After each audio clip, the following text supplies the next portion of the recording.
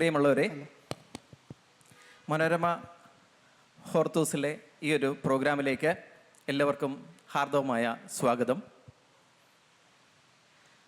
ഞാനൊരു ക്ലിനിക്കൽ സൈക്കോളജിസ്റ്റാണ്. ധാരാളം മാനസിക സംഘർഷങ്ങളുമായി ധാരാളം വ്യക്തികൾ ദിവസേന എൻ്റെ അടുത്ത് എത്താറുണ്ട്.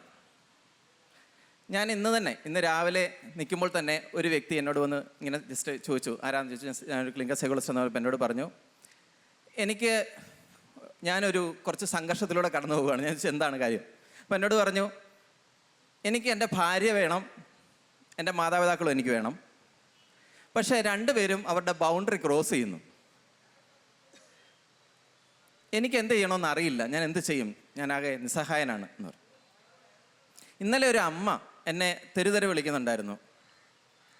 2 മക്കളുണ്ട്, 2 പേരും ഫുൾ ടൈം ഫോണിലാണ്. മകനിപ്പോൾ സ്കൂളിൽ പോകുന്നേ ഇല്ല, അതൊന്നും ഹാൻഡിൽ ചെയ്യാൻ പറ്റുന്നേ ഇല്ല എന്ന് പറഞ്ഞ് നിസ്സഹായതയോടുകൂടി വിളിച്ചു. നമ്മൾ നോക്കിക്കഴിഞ്ഞാൽ കാണാം, നമ്മുടെ കുടുംബ വ്യവസ്ഥിതി മുമ്പ് ഒരു കൂട്ടുകുടുംബ വ്യവസ്ഥിതിയായിരുന്നു, അവിടെ നിന്ന് ഒരു ന്യൂക്ലിയർ ഫാമിലിയിലേക്ക് മാറുന്നു.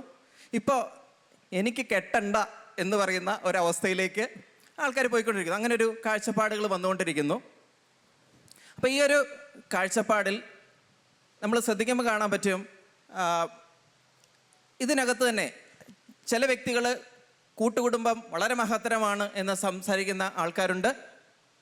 അതേസമയം തന്നെ അണുകുടുംബം എന്ന് പറയുമ്പോൾ കൂട്ടുകുടുംബത്തിൻ്റെ ആ ഫ്യൂഡൽ കൂട്ടുകുടുംബത്തിൻ്റെ ജീർണതകൾ ഇപ്പോഴും പേറുന്നു. അതുകൊണ്ട് തന്നെ ധാരാളം പൊട്ടിത്തെറികൾ ഉണ്ടാവുന്നത് അത് മച്യൂരിറ്റി എത്താത്തതാണ് എന്ന് ചിന്തിക്കുന്ന ആൾക്കാരുണ്ട്.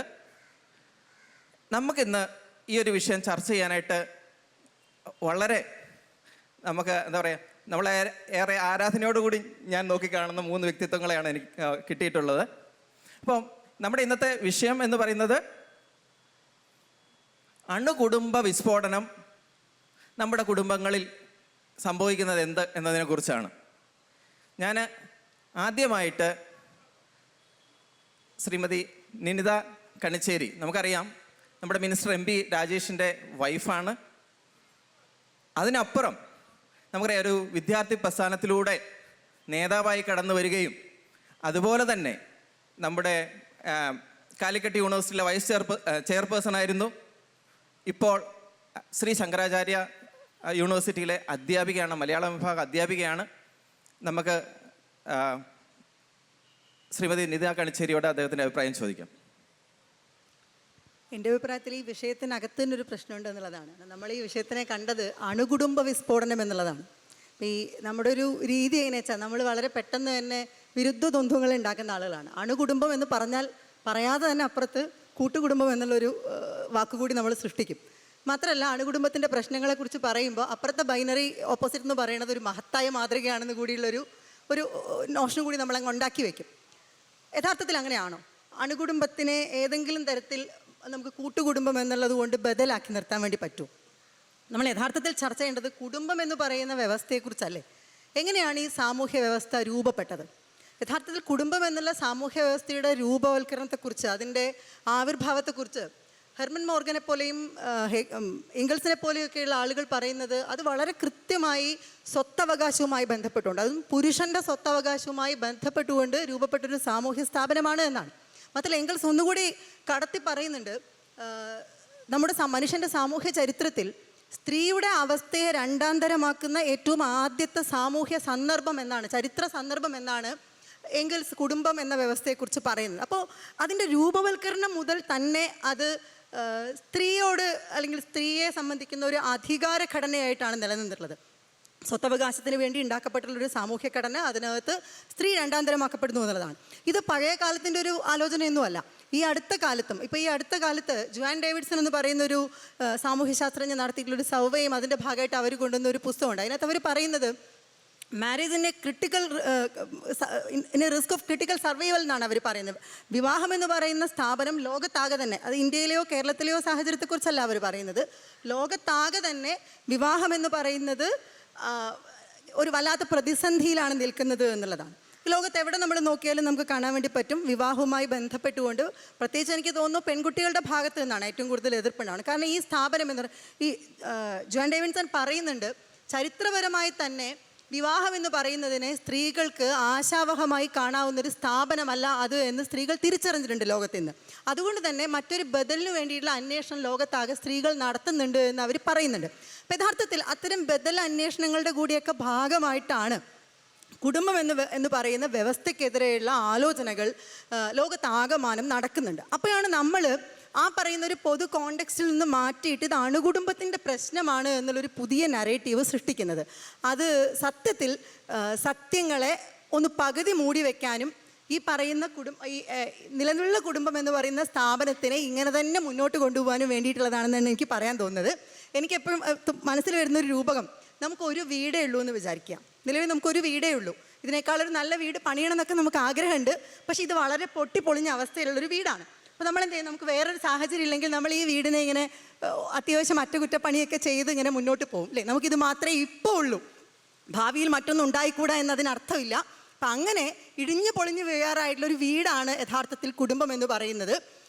അപ്പോൾ അതിനെ അറ്റകുറ്റപ്പണികൾ ചെയ്തുകൊണ്ട് നമുക്ക് എങ്ങനെ കുറച്ച് കാലം കൂടി മുന്നോട്ട് പോവാം. അപ്പോൾ ആ അറ്റകുറ്റപ്പണികൾ എന്തൊക്കെയാണ് എന്നുള്ള ആലോചനയെ ഇവിടെ നടക്കൂ എന്നാണ് എനിക്ക് തോന്നുന്നത്. യഥാർത്ഥത്തിൽ ആ അറ്റകുറ്റപ്പണിയിലേക്ക് നമുക്ക് ഇപ്പം ചെയ്യാവുന്നൊരു കാര്യം, നമുക്ക് നമ്മുടെ കുടുംബങ്ങളെ കുറച്ചുകൂടി തുറസ്സുള്ളതാക്കാമെന്ന് എനിക്ക് തോന്നുന്നു. അതിലേറ്റവും പ്രധാനം വീടിനെ നമുക്ക് അല്പം കൂടി ജനാധിപത്യവൽക്കരിക്കാം എന്നാണ്. അപ്പോൾ അങ്ങനെ ജനാധിപത്യവൽക്കരിക്കണമെങ്കിൽ അതിനകത്തേക്ക് സ്വാതന്ത്ര്യം, സമത്വം തുടങ്ങിയ ആശയങ്ങളെ നമ്മൾ കടത്തിക്കൊണ്ട് വന്നേ മതിയാവും. അതിന് നമുക്ക് എന്ത് ചെയ്യാം എന്നായിരിക്കും ആലോചനകൾ ഉണ്ടാവേണ്ടതെന്ന് എനിക്ക് തോന്നുന്നു. നമുക്കറിയാം, Shrimati Anu Pappachan best teacher award നേടിയ വ്യക്തിയാണ്. അതുപോലെ തന്നെ സമൂഹത്തിലെ പുഴുക്കുത്തുകൾക്കെതിരെ നിരന്തരം സോഷ്യൽ മീഡിയയിലൂടെ സ്വന്തം കാഴ്ചപ്പാടുകൾ വ്യക്തമായി അവതരിപ്പിക്കുന്ന ഒരു വ്യക്തി കൂടിയാണ്. നമ്മുടെ ഈ ഒരു വിഷയത്തെക്കുറിച്ച് താങ്കളുടെ അഭിപ്രായം എന്താണ്? പ്രിയപ്പെട്ടവരെ, എല്ലാവർക്കും നമസ്കാരം. സത്യത്തിൽ സന്ദേശിനെ ഇവിടെ ഇതിൻ്റെ മോഡറേറ്റർ ആക്കിയപ്പോൾ ക്ലിനിക്കൽ സൈക്കോളജിസ്റ്റ് ആണെന്ന് ഞാൻ ഇപ്പോഴാണ് അറിഞ്ഞത്. എന്തായാലും കുടുംബത്തിനെ മാനേജ് ചെയ്യാൻ കേരളത്തിൽ ഇപ്പോൾ ഒരു ക്ലിനിക്കൽ സൈക്കോളജിസ്റ്റ് അത്യാവശ്യമാണ് എന്നുള്ള ഒരു ഇൻട്രൊഡക്ഷനാണ് സന്ദേശ് പറഞ്ഞത്. കാരണം ഏറ്റവും അധികം പ്രശ്നങ്ങൾ അവിടെയാണ്, അവിടെ നിന്നാണ് എല്ലാ പ്രശ്നങ്ങളും തുടങ്ങുന്നത്. അപ്പോൾ പറഞ്ഞതുപോലെ അധ്യാപകരായാലും ഡോക്ടേഴ്സ് ആയാലും ഏത് വിഭാഗത്തിൽപ്പെട്ട ആളുകളായാലും ഏറ്റവും അധികം ഡിസ്കസ് ചെയ്യുന്നൊരു പോയിൻ്റാണ് കുടുംബം എന്ന് പറഞ്ഞാൽ അവിടെയാണ് എല്ലാ പ്രശ്നങ്ങളും തുടങ്ങുന്നത്. അല്ലെങ്കിൽ അവിടെ എന്തൊക്കെയോ പ്രശ്നങ്ങളുണ്ട് എന്ന് എല്ലാവർക്കും നല്ല ധാരണയുണ്ട്. ഇവിടെ നിനിത പറഞ്ഞ് അവസാനിപ്പിച്ചതെന്ന് തുടങ്ങാമെന്ന് വിചാരിക്കുകയാണ്. കാരണം ഈ കുടുംബത്തിലുള്ള പ്രശ്നം അണുകുടുംബത്തിൽ തുടങ്ങിയതല്ല എന്ന് എനിക്കും നിങ്ങൾക്കും എല്ലാവർക്കും അറിയാം. രണ്ട് വ്യത്യസ്ത വ്യക്തികൾ, അത് ഏത് ജെൻഡർപ്പെട്ട ആളുകളായാലും അവർ തമ്മിൽ ചേരുമ്പോഴുണ്ടാകുന്ന വൈകാരികവും സാമൂഹികവും സാമ്പത്തികവും രാഷ്ട്രീയവുമായുള്ള പ്രശ്നങ്ങൾ ഈ അണുകുടുംബത്തിൽ തുടങ്ങിയതല്ല എന്ന് നമുക്ക് അറിയാം. ഇത് നേരത്തെ തുടങ്ങിയതാണ്. പക്ഷെ കുറച്ചുകൂടി ദൃശ്യത ഇതിന് വരുന്നത് ഇപ്പോൾ നമ്മൾ സംസാരിക്കാൻ തുടങ്ങിയ പിന്നെയാണ്. ആരാണ് സംസാരിക്കുന്നത് എന്ന് പറഞ്ഞാൽ വലിയ പരാതി ഉള്ളത് ആർക്കായിരിക്കും നമുക്കറിയാം. ഇരകൾക്കായിരിക്കും എപ്പോഴും പരാതി ഉണ്ടാവുക, വേട്ടക്കാർക്കൊരു പരാതി ഉണ്ടാവില്ല. അപ്പം അതുകൊണ്ട് വേട്ടക്കാരെ സംബന്ധിച്ചിടത്തോളം ഏറ്റവും മഹനീയമായിട്ടുള്ള സ്ഥാപനം, അല്ലെങ്കിൽ അത് ഏറ്റവും ഈ കേരളത്തിൽ ഇപ്പം നമുക്കറിയാം, കേരളമായാലും ഇന്ത്യ ആയാലും നമ്മുടെ സംസ്കാരത്തിൻ്റെ, ആർഷഭാരത സംസ്കാരത്തിൻ്റെ ഏറ്റവും അടിസ്ഥാനമായിട്ട് പറയുന്നത് കുടുംബം തന്നെയാണ്. അപ്പോൾ ആ വ്യവസ്ഥയുടെ ഭാഗമായി മാത്രമാണ് കുടുംബത്തിൽ എന്തും സംഭവിക്കും. അപ്പോൾ കുടുംബത്തിലെ അധികാരം എവിടെയാണ് വരുന്നത്? കുടുംബത്തിലെ സാമ്പത്തിക കാര്യങ്ങൾ ആരാണ് നിയന്ത്രിക്കുന്നത്? കുടുംബത്തിലെ അഭിപ്രായങ്ങൾ എവിടെയാണ് രൂപപ്പെടുന്നത്? അപ്പോൾ ഇതൊക്കെ ആരാണ് ചെയ്യുന്നത് എന്നുള്ളത്, സമൂഹത്തിൽ ആരാണ് ഹെഡ് ചെയ്യുന്നത് എന്നുള്ളതിനെ അടിസ്ഥാനമാക്കിയിട്ടാണെന്ന് നമുക്കറിയാം. അപ്പോൾ ഇപ്പോൾ കോൺഫ്ലിക്റ്റ് വരാൻ തുടങ്ങി. കാരണം കുട്ടികൾ പഠിക്കാൻ തുടങ്ങി, കുട്ടികൾക്ക് ലോകബോധം വന്നു, വ്യക്തി എന്നുള്ള രീതിയിൽ അവർ കുറച്ചുകൂടി സ്വതന്ത്രരായി അവരുടെ അഭിപ്രായങ്ങൾ പറയാൻ തുടങ്ങി.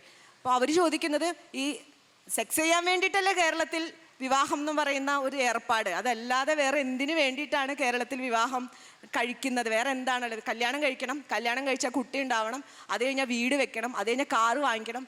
ഈ ഒരു യാത്രയാണ്. ഇതല്ലാതെ വ്യവസ്ഥയിൽ കുടുംബം എന്നുള്ള സ്ഥലത്ത് ഒരു ഇൻഡിവിജ്വലിന് എന്താണ് ആ കുടുംബത്തിന് പുറത്തേക്ക് ഒരു ഗ്രോത്ത് ഉള്ളത് എന്നുള്ളിടത്ത് വെച്ചിട്ടാണ് നമുക്ക് ഈ കോൺഫ്ലിക്റ്റുകളൊക്കെ ഉണ്ടാവുന്നത്. അപ്പോൾ പ്രത്യേകിച്ചും പുതിയ തലമുറ, ഇപ്പം ഇന്നലെ ഇവിടെ ഡിസ്കഷൻ ഉണ്ടായി, എനിക്ക് കെട്ടേണ്ടതെന്ന്. എന്തുകൊണ്ടാണ് കുട്ടികൾ കെട്ടേണ്ട എന്ന് പറയുന്നത്? കല്യാണമേ വേണ്ട എന്ന് കേരളത്തിൽ, അല്ലെങ്കിൽ കേരളത്തിന് പുറത്തേക്ക് പോകണം എന്ന് കുട്ടികൾ പറയുന്നത് അതായത് അവരുടെ ഇപ്പോൾ നമ്മളൊരു സിനിമ കണ്ടാൽ പോലും, ഇപ്പോൾ ജിയോ ഗ്രേറ്റ് ഇന്ത്യൻ കിച്ചണൊക്കെ എടുത്തിട്ടാണ് ഇവിടെ ഇരിക്കുന്നത്, ഒരു സിനിമ കണ്ടാൽ പോലും ഒരു പെൺകുട്ടി, ഉദാഹരണത്തിന് ഒരു പെൺകുട്ടിയുടെ കഴിവ്, അവൾ പാട്ടുകാരിയായിരിക്കും, ഡാൻസുകാരിയായിരിക്കും, അല്ലെങ്കിൽ ഏതെങ്കിലും ഒരു കലാപ്രവർത്തനം നടത്തുന്നവളായിരിക്കും, അല്ലെങ്കിൽ PhD നേടിയിട്ടുള്ളതായിരിക്കും. നമ്മൾ ഉപ്പ് തൊട്ട് കർപ്പൂരം വരെ എന്ന് പറയുന്നത് പോലെ നമ്മൾ പറയാ പെണ്ണ് കാണൽ മുതൽ എന്നാണ് അവിടെ ആദ്യത്തെ വാക്ക് തന്നെ അതാണ്. പെണ്ണ് കാണൽ മുതൽ അവസാനം അതിൻ്റെ ഒരു ഫോർമേഷൻ ഉണ്ട്. അപ്പോൾ അവിടെയെല്ലാം ഒരു പെൺകുട്ടിയുടെ ഐഡൻറ്റിറ്റി എന്ന് പറയുന്നത് അവളുടെ എല്ലാ തരത്തിലുള്ള സമ്പത്തും സമ്പാദ്യവും കലയും ഒക്കെ ഇൻവെസ്റ്റ് ചെയ്യാനുള്ള ഒരു സ്ഥലം കുടുംബമാണ്. അത് കഴിഞ്ഞാൽ കഴിഞ്ഞു. പിന്നെ സാമൂഹികമായി യാതൊരു തരത്തിലുള്ള ഒരു വളർച്ച ഒരു പെൺകുട്ടിക്ക് സംഭവിക്കുന്നില്ല എന്നുള്ളത് കൊണ്ടാണ് പെൺകുട്ടികൾ ഈ കാലത്ത് പറയുന്നത് അവർക്ക് കുടുംബ വ്യവസ്ഥയിൽ അല്ലെങ്കിൽ കുടുംബം എന്ന് പറയുന്ന വ്യവസ്ഥയിൽ നിൽക്കാൻ താല്പര്യമില്ല എന്ന്.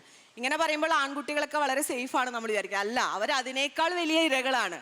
അവർ ഈ പറയുന്ന സാമൂഹിക വ്യവസ്ഥയിൽ, ഈ കുടുംബ വ്യവസ്ഥയിൽ നാഥനാവണമെന്നും ആ നാഥൻ ഇങ്ങനെ ഇത്തരത്തിലുള്ള പൗരുഷ മൂല്യങ്ങളൊക്കെ ഉള്ളവനാവണമെന്നും അവൻ ഇത്രയും സ്വത്തുണ്ടാക്കണമെന്നും അവൻ്റെ പാരമ്പര്യം, മഹിമ, കുലം ഇതൊക്കെ നിലനിർത്തണമെന്നും അവനും ഒരു തരത്തിൽ സൊസൈറ്റിയുടെ ഒരു ഇരയാക്കപ്പെടുകയും ഈ പറഞ്ഞ വ്യവസ്ഥയുടെ എല്ലാ തരത്തിലുള്ള പ്രശ്നങ്ങളും അനുഭവിക്കുകയും ചെയ്യേണ്ടി വരികയാണ്.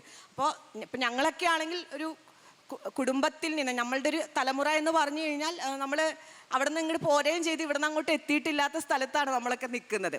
അപ്പോൾ സത്യം പറഞ്ഞു കഴിഞ്ഞാൽ നമ്മളൊരു പഴഞ്ചൊല്ല് പറയാണ്, സത്യം പറഞ്ഞു കഴിഞ്ഞാൽ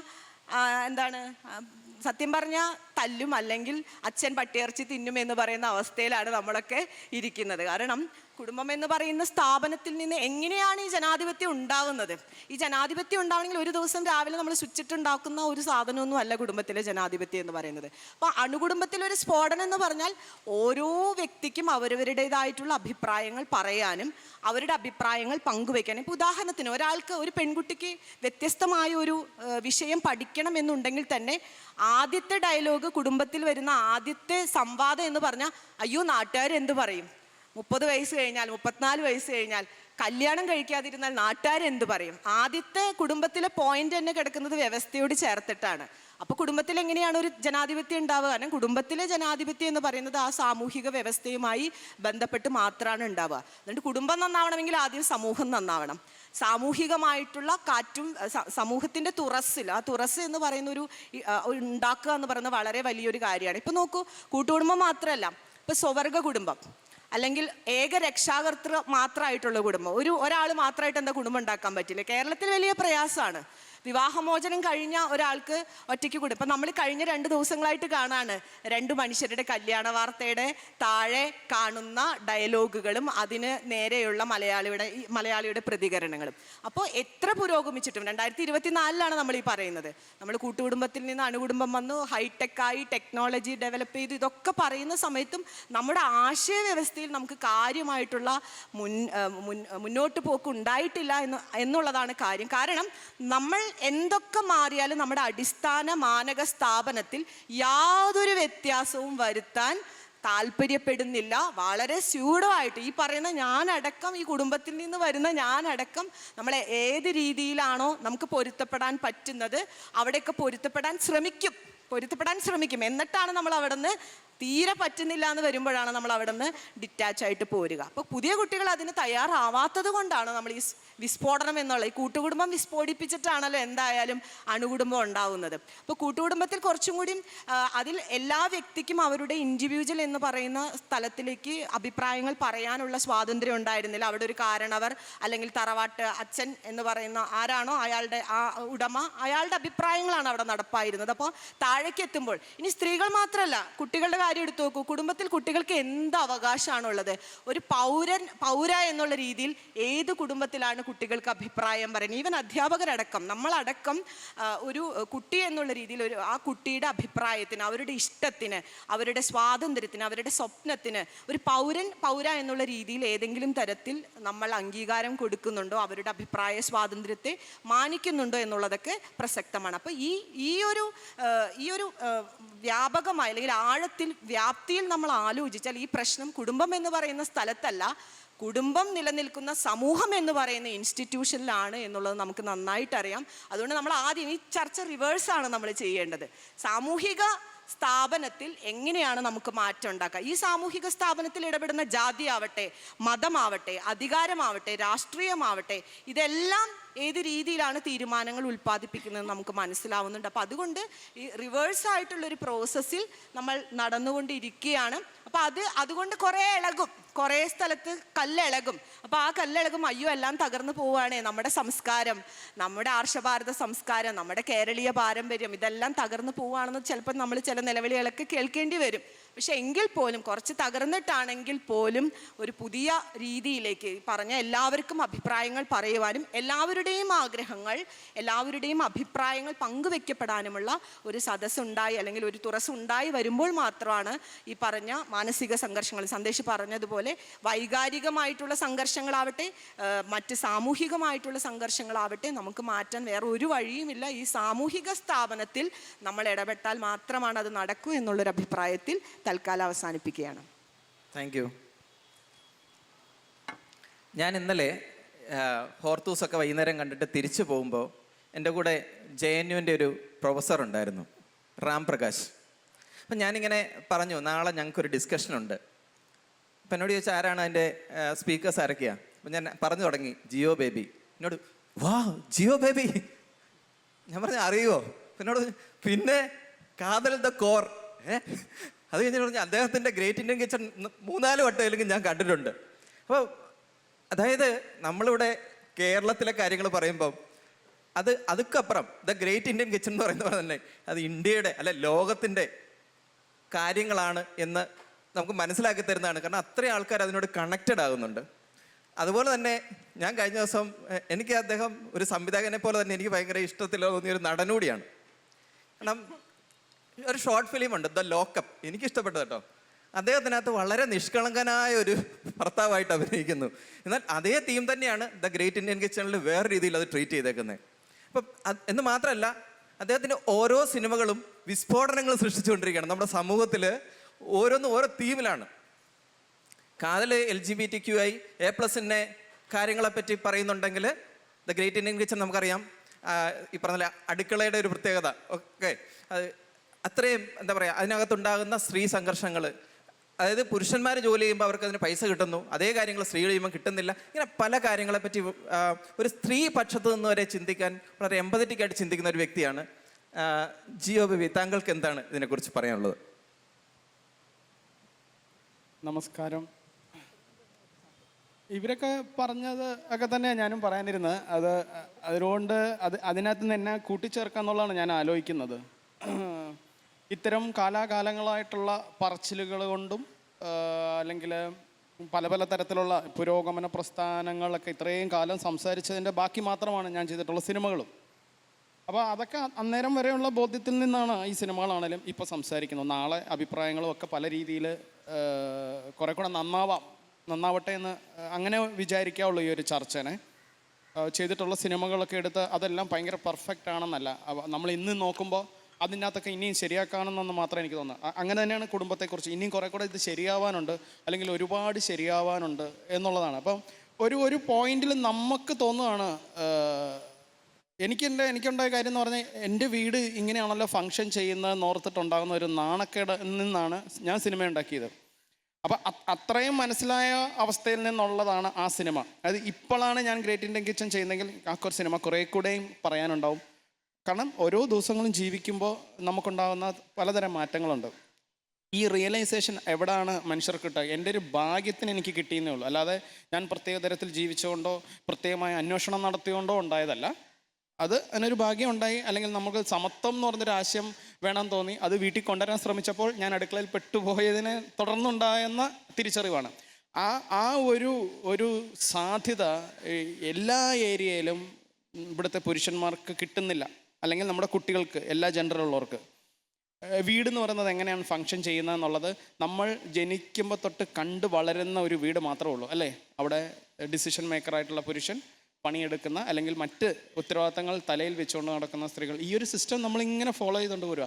സ്കൂളിൽ ചെല്ലുമ്പോഴും ഇതിങ്ങനെയല്ല, ഇങ്ങനെയാണെന്ന് നമുക്കൊരു തിരുത്തുണ്ടാവുന്നില്ല. സോ ഇപ്പോൾ അനു പറഞ്ഞതുപോലെ തന്നെ പുരുഷന്മാരുൾപ്പെടെ ഇതിൻ്റെ എല്ലാത്തരം പെയിനും അനുഭവിച്ചിട്ടാണ് ജീവിക്കുന്നത്. അപ്പോൾ പേരൻറ്റിങ് എന്ന് പറയുന്നത് വേറെ തരത്തിലാവണ്ടേ, സ്കൂളിംഗ് എന്ന് പറയുന്നത് വേറെ തരത്തിലാവണ്ടേ, പേരൻറ്റിങ് എന്ന് പറയുന്നത് വിവാഹത്തിന് ശേഷം ഇപ്പോഴും പേരൻസ് അവരുടെ മക്കളുടെ കൂടെ ജീവിക്കണോ ജീവിക്കണ്ടയോ എന്നൊക്കെയുള്ള ഇതിനകത്തൊക്കെ ഒരു ഇമോഷണൽ തലം കൂടെ ഉണ്ട്. ഒരു ഉദാഹരണം പറഞ്ഞാൽ, എൻ്റെ അമ്മ അധ്യാപികയാണ്. അവർ എന്താ പറയുക, പെൻഷനായതിന് ശേഷം, റിട്ടയർമെൻറ്റിന് ശേഷം അവർ ഇത്രയും കാലം ഉണ്ടാക്കിയ പൈസയൊക്കെ വെച്ചിട്ട് കുറേ യാത്രകൾ ചെയ്തു, ഇന്ത്യക്കകത്തും പുറത്തും. അപ്പോൾ എൻ്റെ ഒരാൾ എന്നെ വിളിച്ചിട്ട് ചോദിച്ചു, അമ്മ ഓസ്ട്രേലിയക്ക് പോയല്ലേ? പോയി. ആരാ അവിടെയുള്ള ചേച്ചി? എവിടെയാണോ? അല്ല, അവിടെ ഇങ്ങനെ കസിൻസ് ഉണ്ട്. അപ്പോൾ ആരുടെ കൂടെ പോയി? തന്നെയാണ് പോയത്. ആണോ? അപ്പോൾ അത് കഴിഞ്ഞ് കുറച്ചാൾ കഴിഞ്ഞപ്പോൾ അമ്മ വേറൊരു സ്ഥലത്ത് പോയപ്പോഴും ഇതേപോലെ വിളിച്ചിട്ട്, നിങ്ങളിങ്ങനെ അമ്മേനെ അഴിച്ചു വിട്ടിരിക്കുകയാണോ എന്ന് ചോദിക്കുന്നു. അതായത് ഇപ്പോൾ ഏകദേശം 70 വയസ്സുള്ള അമ്മയെക്കുറിച്ചാണ് ചോദിക്കുന്നത്. അപ്പം ഈ അഴിച്ചു വിടണോ, പിടിച്ചു നിർത്തണോ?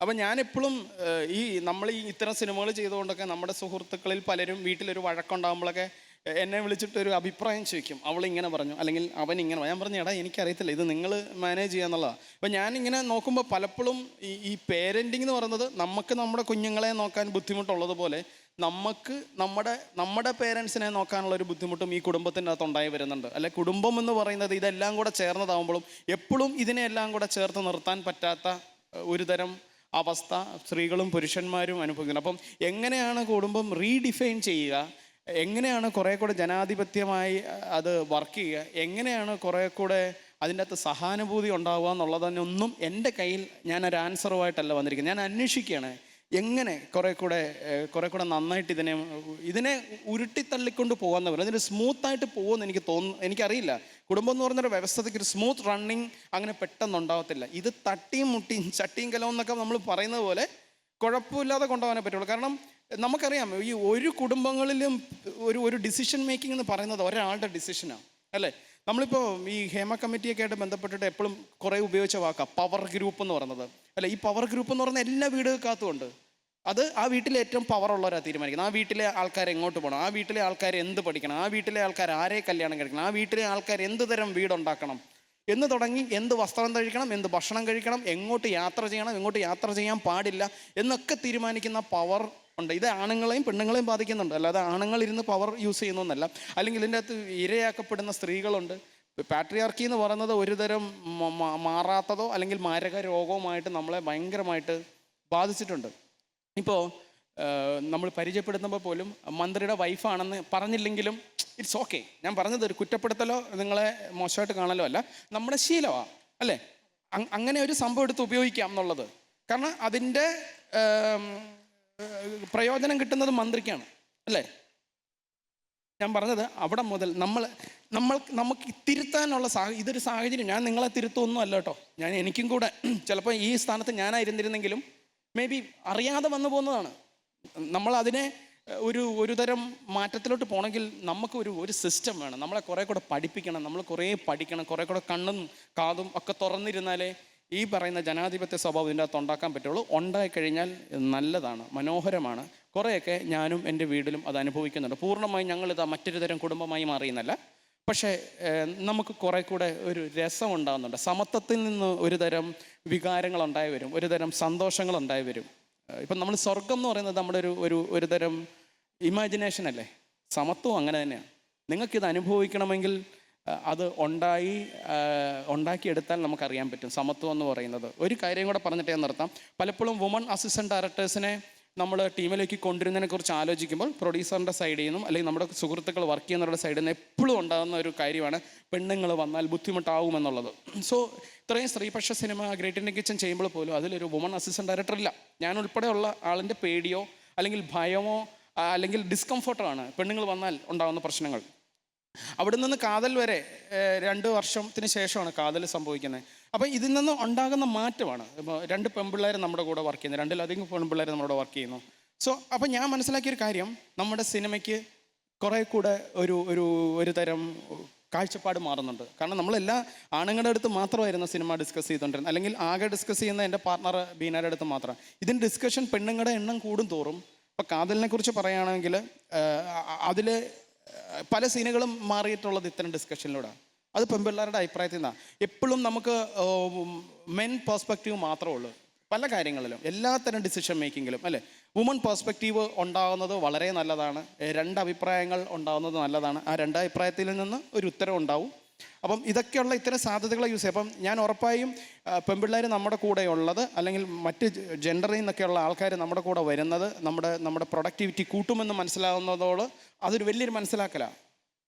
അപ്പോൾ എന്ന് പറയുന്ന പോലെ ഇപ്പം നമ്മളായിട്ട് ഉണ്ടാക്കിയെടുക്കുന്നില്ല, ഇത് എല്ലാവരുടെയും വർത്തമാനം, ഇത്രയും കാലം ഇവിടെ ഉണ്ടായിട്ടുള്ള ചർച്ചകൾ, മൂമെൻറ്റ്സിൽ നിന്നുണ്ടാകുന്ന ഒരു മാറ്റത്തിൻ്റെ ഭാഗമാവുന്നേ ഉള്ളൂ. Thank you. ഓക്കെ, നമ്മുടെ ഇപ്പം നോക്കിക്കഴിഞ്ഞാൽ നമ്മുടെ സോഷ്യൽ മീഡിയയിൽ ഒത്തിരി മാറ്റങ്ങൾ കാണാം. അതിൽ തന്നെ നമ്മുടെ കുട്ടികളുടെ കാഴ്ചപ്പാടുകൾ മാറുന്നു. ഇപ്പം പല കുട്ടികളും കൊറിയൻ സീരീസുകൾ ഇരുന്ന് കാണുന്നു, ബ്ലാക്ക് പിങ്കിൻ്റെ ഫാൻസായി മാറുന്നു, ധാരാളം ഭാഷകൾ സംസാരിക്കുന്നു, ഒത്തിരി പുതിയ പുതിയ കാര്യങ്ങളെപ്പറ്റി വളരെ നമ്മളെക്കാൾ നല്ല വ്യക്തമായിട്ട് കുട്ടികൾ സംസാരിക്കുന്നത് നമുക്ക് കാണാൻ പറ്റും. ഈ സോഷ്യൽ മീഡിയയുടെ ഒരു ഇമ്പാക്റ്റ്, അല്ലെങ്കിൽ ഇപ്പോൾ ആർട്ടിഫിഷ്യൽ ഇൻ്റലിജൻസ് വരുന്നുണ്ട്, അതിൽ തന്നെ AI അല്ലേ, അപ്പം അതിനകത്തെ പല പല പോസിറ്റീവ് നെഗറ്റീവ് അംശങ്ങൾ വരുന്നുണ്ട്. ഈ സാധനങ്ങളൊക്കെ നമ്മുടെ സോഷ്യൽ മീഡിയ നമ്മുടെ കുട്ടികളുടെ കാഴ്ചപ്പാടിനെ, അല്ലെങ്കിൽ നമ്മുടെ തന്നെ കാഴ്ചപ്പാടിനെ, നമ്മുടെ കുടുംബ ബന്ധങ്ങളെയും ഏതൊക്കെ രീതിയിൽ പോസിറ്റീവായിട്ടോ നെഗറ്റീവായിട്ടോ ബാധിക്കാമെന്നാണ് കരുതുന്നത്? ഒരു നെഗറ്റീവ് പോസിറ്റീവ് എന്നൊക്കെയുള്ള ചർച്ചയിൽ അർത്ഥമുണ്ടെന്ന് എനിക്ക് തോന്നുന്നില്ല. നമ്മൾ നിലനിൽക്കുന്ന ഒരു ലോകത്ത് സോഷ്യൽ മീഡിയ ഉൾപ്പെടെയുള്ള പലതിൻ്റെയും സ്വാധീനത്തിലാണ് നമ്മൾ. അപ്പം അത്തരം സ്വാധീനങ്ങൾ നമ്മളിൽ ഉണ്ടാക്കിയിട്ടുള്ള വ്യക്തിത്വത്തെക്കുറിച്ചുള്ള പുതിയ ധാരണകളുണ്ട്. ഇപ്പോൾ ജിയോ ബേബി നേരത്തെ സംസാരിച്ചപ്പോൾ പറഞ്ഞു നമുക്ക് കുടുംബത്തെക്കുറിച്ചുള്ളൊരു സങ്കല്പം എന്താ. നമ്മളൊക്കെ ധരിച്ചു വെച്ചിട്ടുള്ളത് ഒരു വീടിനകത്തുള്ള എല്ലാവരും ഒരുപോലെ ചിന്തിക്കുന്ന ഒരാളുകളുടെ ഒരു ഗ്രൂപ്പ് എന്താണ് നമ്മൾ ധരിച്ചു വെച്ചിരിക്കുന്നത്. ഈ കൾച്ചറൽ സ്റ്റഡീസിൽ ഒരു കൺസെപ്റ്റ് ഉണ്ട്, പാലസ് പാരഡിക് എന്നാണ് അതിനെ പറയുക, കൊട്ടാര മാതൃകകൾ എന്നാണ് നമ്മൾ പറയാം. യഥാർത്ഥത്തിൽ ഈ കൊട്ടാര മാതൃകയെ അങ്ങനെ സ്വീകരിച്ചിട്ടുള്ള ഒരു സാമൂഹ്യ സ്ഥാപനമാണ് കുടുംബം എന്ന് പറഞ്ഞാൽ.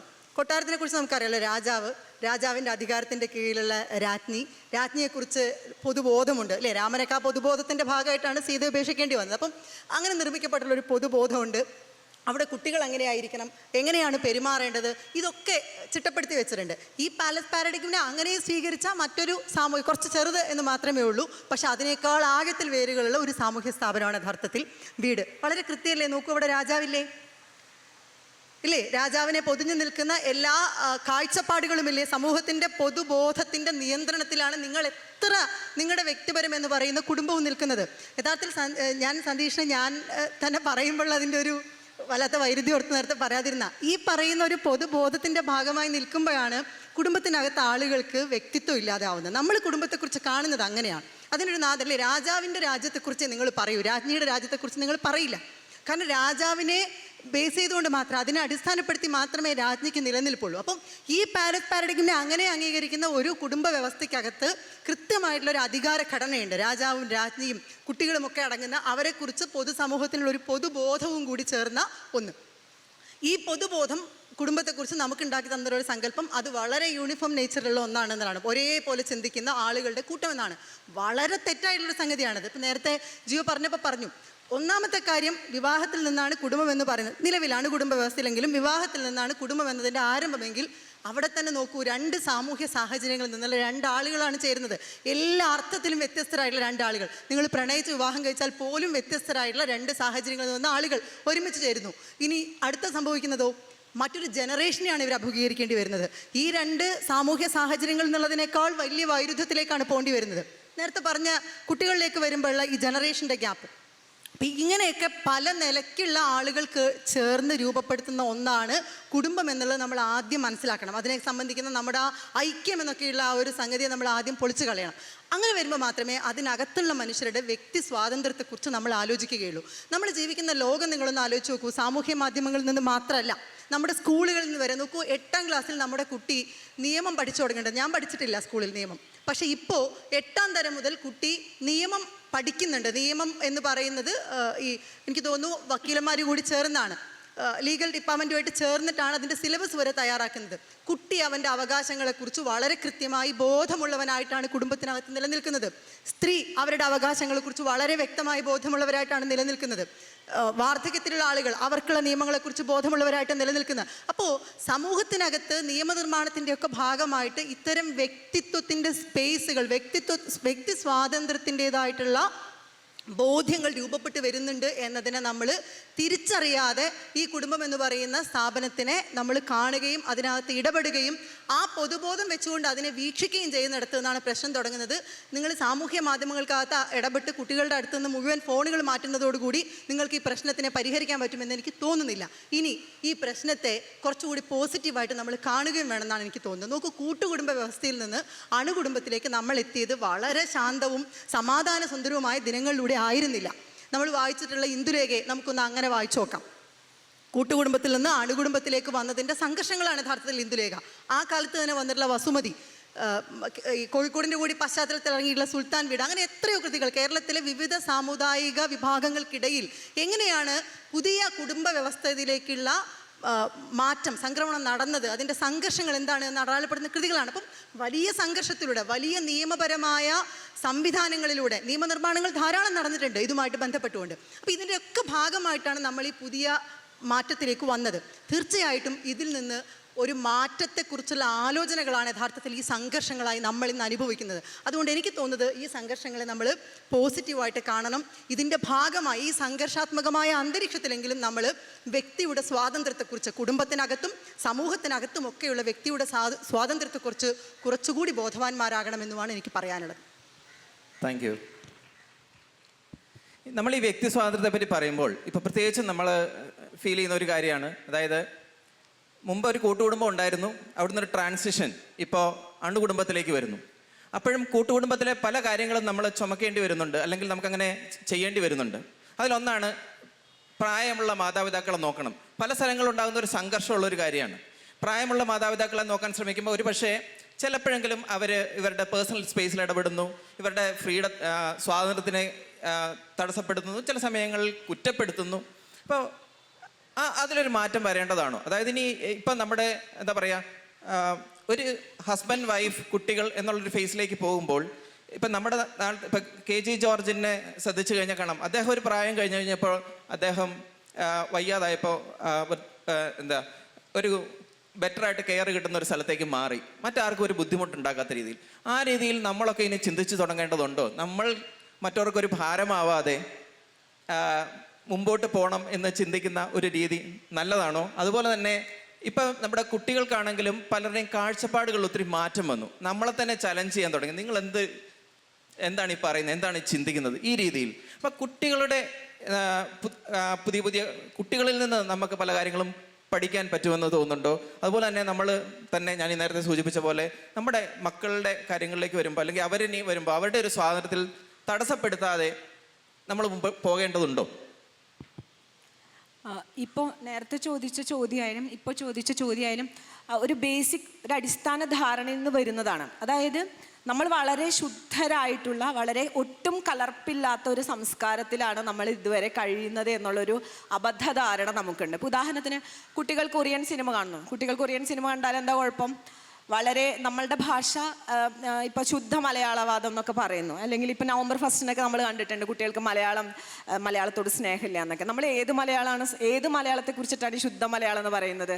ഇപ്പോൾ ഞങ്ങളൊക്കെ ഭാഷയുടെ ചരിത്രം പഠിക്കുന്ന ആൾക്കാരാണ്. അപ്പോൾ ആദ്യം ഉണ്ടായിരുന്ന മലയാളത്തിൽ ദ്രാവിഡ മലയാളമാണ്.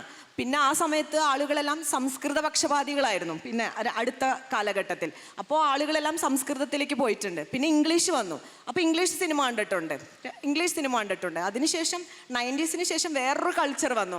MTVയും ആ രീതിയിലുള്ള വേറൊരു കൾച്ചർ വന്നു. അപ്പോൾ അന്ന് നമ്മൾ പറഞ്ഞത് വലിയ പ്രശ്നമാണെന്ന്. 2000 ഇൻ്റർനെറ്റ് വന്നപ്പോൾ പറഞ്ഞു കമ്പ്യൂട്ടർ ഭയങ്കര പ്രശ്നമാണ്, ഇൻ്റർനെറ്റ് സംസ്കാരം ഭയങ്കര പ്രശ്നമാണ്. ഇപ്പോൾ കൊറിയൻ സിനിമ അല്ലെങ്കിൽ ജാപ്പനീസ് സിനിമ ഇതെല്ലാം കുട്ടികൾ കാണുന്നു. അപ്പോൾ കൾച്ചർ എന്ന് പറഞ്ഞാൽ ഒരു തരത്തിലും മിക്സ് ചെയ്യേണ്ടല്ലാത്ത, ഒരു തരത്തിലും കലർപ്പുകളിൽ ബഹുസ്വരത നമ്മൾ സമ്മതിച്ച് തരില്ല. നമ്മളുടെ എത്തിനിസിറ്റി അതെല്ലാത്തിലുണ്ട്. കുടുംബ, അച്ഛൻ, അമ്മ, കുട്ടികൾ, പേരക്കുട്ടികൾ. നമ്മളിപ്പോൾ ഓണം എന്ന് പറഞ്ഞു, അല്ലെങ്കിൽ നവംബർ 1 നമ്മുടെ മുമ്പിലേക്ക് ഫസ്റ്റ് വരുന്ന ഇമേജ് എന്താ? ഒരു ദൃശ്യം വരുമല്ലോ, അത് നമ്മുടെ എത്തിനിസിറ്റി എന്ന് പറഞ്ഞ് നമ്മൾ ആഘോഷിക്കുന്ന സാധനം ഒരു തരത്തിലുള്ള കലർപ്പിനെയോ ഒരു തരത്തിലുള്ള ബഹുസ്വരതയോ നമ്മൾ സമ്മതിച്ചു തരില്ല. അതുകൊണ്ടാണ് നമുക്ക് പാരൻസ് ഇങ്ങനെ വേണം, മക്കൾ ഇങ്ങനെ വേണം. കാരണം അതാണ് കാലങ്ങളായിട്ട് നമ്മൾ പാലിച്ചുകൊണ്ട് വരുന്ന വ്യവസ്ഥ. ആ വ്യവസ്ഥയിൽ യാതൊരു തരത്തിലുള്ള ഇടപെടലും നമ്മൾ സമ്മതിക്കില്ല. ഇപ്പോൾ ചെറിയൊരു ഉദാഹരണം പറഞ്ഞാൽ നിങ്ങൾക്ക് മനസ്സിലാവും. ഇപ്പോൾ ആൺകുട്ടികൾ മുടി വളർത്തുന്നു. ആൺകുട്ടികൾ നീട്ടി മുടി വളർത്തി കഴിഞ്ഞാൽ സ്കൂളിൽ നിന്നെല്ലാം പുറത്താക്കുക, അവർക്ക് പരീക്ഷ എഴുതാൻ തന്നെ സമ്മതിക്കില്ല. എന്നിട്ട് പറയും ഇവിടുത്തെ ആൺകുട്ടികളുടെ കൾച്ചർ അതല്ലാന്ന്. ഏതാ ഈ നേരത്തെ കുടുംബം ഇത്രയും വളർത്തിയിരുന്ന ആൺകുട്ടികൾ ഉണ്ടായിരുന്ന കേരളത്തെ കുറിച്ചിട്ടാണ് പറയുന്നത്. ഇത്ര നീളത്തിൽ ആൺകുട്ടികൾ മുടി വളർത്തിയിരുന്ന കേരളം ഉണ്ടായിരുന്നു. അപ്പൊ ചരിത്രം നമുക്ക് അറിവില്ലാഞ്ഞിട്ടൊന്നുമല്ല, ബോധപൂർവം തന്നെ നമ്മൾ ഇത്തരത്തിൽ നമ്മളിൽ സംഭവിച്ച കലർപ്പുകളെ കുറിച്ച് നമ്മൾ അംഗീകരിക്കാതിരിക്കുകയും വളരെ സ്യൂഡമായിട്ടുള്ള, നേരത്തെ പറഞ്ഞ വരേണ്യമായിട്ടുള്ള ഫ്യൂഡൽ മൂല്യങ്ങളെ പാലിച്ചു കൊണ്ടുവരുന്ന ഒരു കൾച്ചറാണ് ശരിയെന്ന് സ്ഥാപിക്കുകയും ആ കൾച്ചറിന്റെ അടയാളങ്ങളായിട്ട് കുറേ കാര്യങ്ങൾ സ്ഥാപിച്ചിട്ടുണ്ട്. അതിലൊന്നാണ് വയസ്സായ അച്ഛനമ്മയും മൂത്ത മകൻ അല്ലെങ്കിൽ ഇളയ മകൻ ആരാണോ വീട് നോക്കുന്നത്, എന്താ പെൺകുട്ടി നോക്കിയാൽ എന്താ കുഴപ്പം? അല്ല, പെൺകുട്ടി വേറെ സ്ഥലത്തേക്ക്, വാക്ക് തന്നെ അങ്ങനെ കെട്ടിച്ച് അയക്കാനുള്ളതാണ്, അങ്ങനെയാണ്, കെട്ടിച്ച് അയക്കുക, ആ വാക്ക് തന്നെയാണ് പറയുക. അപ്പോൾ ആൺകുട്ടിയുടെ ഉത്തരവാദിത്തങ്ങൾ ഇങ്ങനെ, പെൺകുട്ടിയുടെ ഉത്തരവാദിത്തങ്ങൾ ഇങ്ങനെ, അല്ലെങ്കിൽ അപ്പോൾ ഒരു ആൺകുട്ടി നോക്കിയില്ലെങ്കിൽ അവന് പിന്നെ ആ സമൂഹത്തിൽ റദ്ദ് ചെയ്യപ്പെട്ടവനാണ്. കണ്ടില്ലേ, അവൻ വംശം നോക്കുകയാണ്. അങ്ങനെ തന്നെയാണ് സിസ്റ്റം ഉണ്ടായത് കേട്ടോ. ഇപ്പോൾ ഉദാഹരണത്തിന് പെൺകുട്ടികളുടെ വിദ്യാഭ്യാസത്തെ കുറിച്ചൊക്കെ ഇപ്പോൾ ഇവിടെ പറഞ്ഞല്ലോ. എന്തുകൊണ്ടാണ് സ്ത്രീകൾക്ക് വിദ്യാഭ്യാസം കിട്ടിയതെന്നാണ് നിങ്ങൾ വിചാരിക്കുന്നത്, അല്ലെങ്കിൽ നമ്മൾ വിചാരിക്കുന്നത്? എന്നാൽ ശരി, പെൺകുട്ടികളൊക്കെ പഠിച്ച് വികസിച്ച് രാജ്യം നന്നാക്കട്ടെ, സമൂഹം നന്നാക്കട്ടെ എന്ന് വിചാരിച്ചിട്ട് ഒന്നുമല്ല.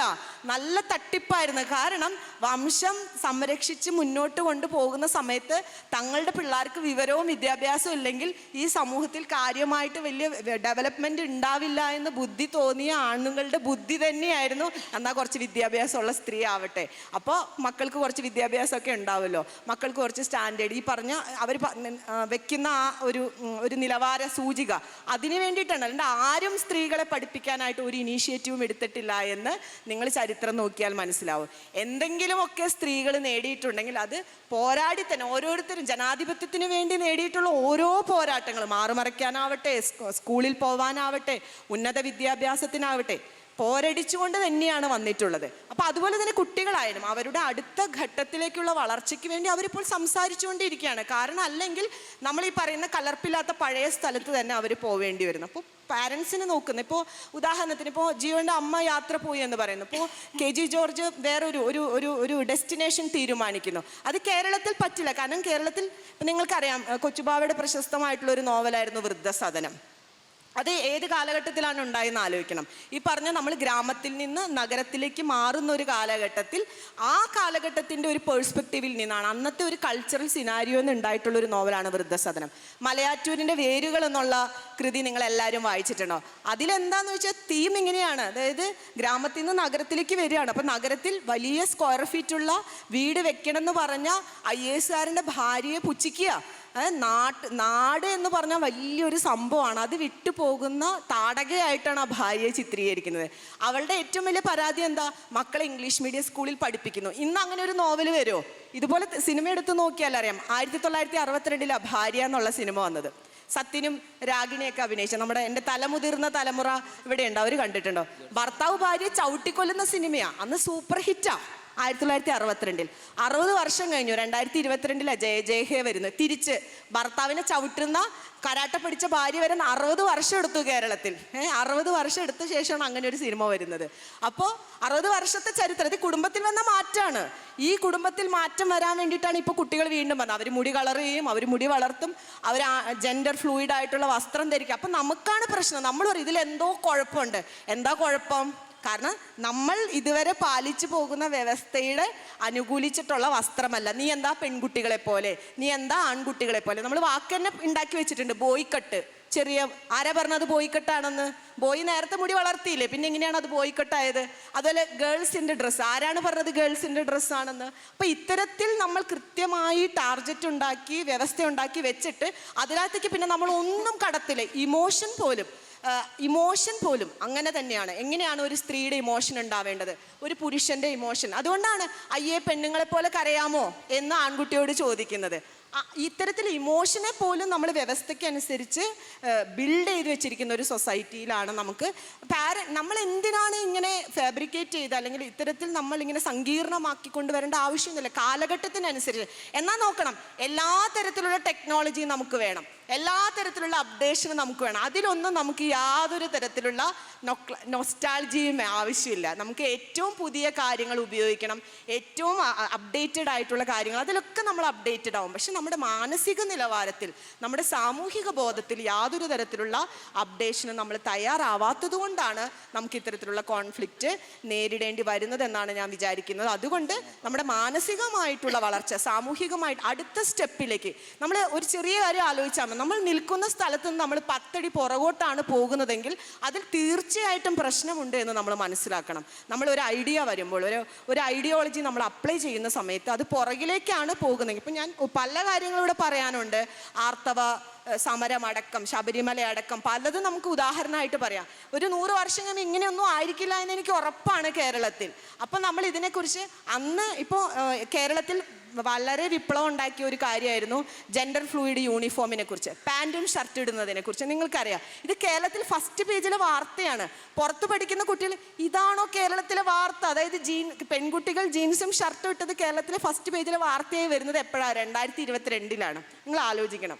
കുട്ടികൾ അതിനേലൊക്കെ അപ്പുറത്തേക്ക് അത് ചെയ്തും കണ്ടും അവരതിന് ശീലിച്ചു കഴിഞ്ഞു. അപ്പോൾ അത്തരത്തിൽ ഒരു 100 വർഷം കഴിയുമ്പോൾ നമ്മൾ ഇതൊക്കെ ആലോചിച്ച് നമുക്ക് തന്നെ ചിരി വരുന്ന, വളരെ നിസാരമായി നമുക്ക് തള്ളിക്കളയാൻ പറ്റുന്ന ഒരുപാട് കാര്യങ്ങളാണ്. പക്ഷെ അതിങ്ങനെ നമ്മളിങ്ങനെ വലുതാക്കി എടുക്കുകയും നമ്മൾ വ്യവസ്ഥയ്ക്കനുസരിച്ച് വ്യവസ്ഥ പാലിക്കുന്നില്ല എന്നുള്ളത് കൊണ്ട് ഇതെല്ലാം ഇതിന് പുറത്താണ്, വ്യവസ്ഥയ്ക്കകത്ത് കയറ്റാൻ കൊള്ളൂല്ല എന്ന് നമ്മൾ സ്ഥാപിച്ചെടുക്കുകയാണ്. നമ്മളിങ്ങനെ തന്നെയാണ്. എന്നിട്ട് നമ്മൾ പറയും അതൊക്കെ പുറത്ത്, നമ്മുടെ വീട്ടിൽ ഇത് വേണ്ട, അതുകൊണ്ട് ഇത് ശരിയാവില്ല. അതാണ് ഇവിടെ പ്രശ്നം. നമ്മൾ എന്ത് പറഞ്ഞാലും, ഇപ്പം നമ്മളിവിടെ ഇരുന്ന് കേൾക്കും, ഞാനിവിടെ ഇരുന്ന് പറയും, നമ്മളിവിടെ ഇരുന്ന് കേൾക്കും, നമ്മൾ 100,000 സ്ഥലത്തുനിന്ന് കേട്ടാലും നമ്മുടെ വീടിൻ്റെ അകത്തേക്ക് കയറുമ്പോൾ നമ്മൾ എന്ത് പറയും? നമ്മുടെ വീടിൻ്റെ അകത്ത് ഫെമിനിസം വേണ്ട, നമ്മുടെ വീടിൻ്റെ അകത്ത് വലിയ മോഡേൺ ആവേണ്ട എന്ന്. ഈ മോഡേണിനെയും ഫെമിനിസത്തെയൊക്കെ നമ്മൾ ഡിഫൈൻ ചെയ്ത് വെച്ചിരിക്കുന്നത് അങ്ങനെ ആയതുകൊണ്ടാണ്. അതുകൊണ്ട് നേരത്തെ ഞാൻ ആദ്യം പറഞ്ഞ സ്ഥലത്തേക്ക് എന്നെ കൺക്ലൂഡ് ചെയ്യാണ്. ഇങ്ങനെ കൂട്ടായി നമ്മളിൽ ഒരു മാറ്റം ഉണ്ടാകുമ്പോഴാണ് വ്യവസ്ഥയിൽ മാറ്റം ഉണ്ടാവുക. വ്യവസ്ഥയിൽ മാറ്റം ഉണ്ടായിക്കഴിഞ്ഞാൽ ഒരു പെൺകുട്ടി 30 വയസ്സ് കഴിഞ്ഞ് പഠിക്കണമെന്ന് പറഞ്ഞാൽ ഓക്കെ, ധൈര്യമാണ്, അവൾ പോയിട്ടെ എന്ന് നമ്മൾ വിചാരിക്കാം. അല്ലാത്ത പക്ഷം മോളെ നാട്ടുകാർ എന്ത് പറയും എന്നുള്ള പഴയ ചോദ്യം വീണ്ടും അവിടെ വന്ന് വീഴും.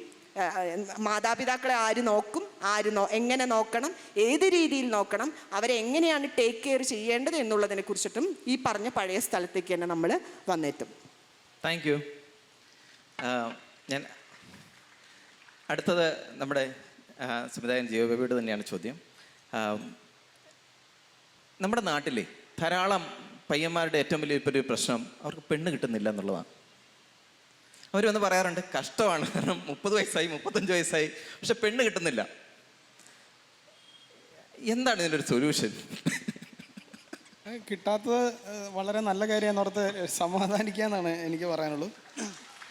ഞാൻ പെൺപിള്ളേർ കൂടുതലുള്ള സ്ഥലത്ത് പോയി കഴിഞ്ഞാൽ ഞാൻ എപ്പോഴും പറയുന്നതാണ്, നിങ്ങൾ ഒന്നെങ്കിൽ വിവാഹം മനഃപൂർവ്വം കുറച്ച് വൈകിക്കാൻ ശ്രമിക്കുക. കാരണം നമുക്ക് എപ്പോഴും ഒരു പാർട്ട്ണർ വേണമെന്ന് തോന്നും. കാരണം നമ്മുടെ ജീനും നമ്മുടെ എന്താ പറയുക, നമ്മൾ ഈ പറയുന്ന പോലെ ജീവി എന്നുള്ള രീതിയിൽ എല്ലാവർക്കും പാർട്ട്നേഴ്സ് ആവശ്യമാണ്. പക്ഷേ നമ്മൾ കേരളത്തിൽ അല്ലെങ്കിൽ ഇന്ത്യയിൽ നമ്മളെവിടെയാണോ ജീവിക്കുന്ന സാഹചര്യം അനുസരിച്ച് വല്ലാത്തൊരു അബദ്ധമാണ് അത്.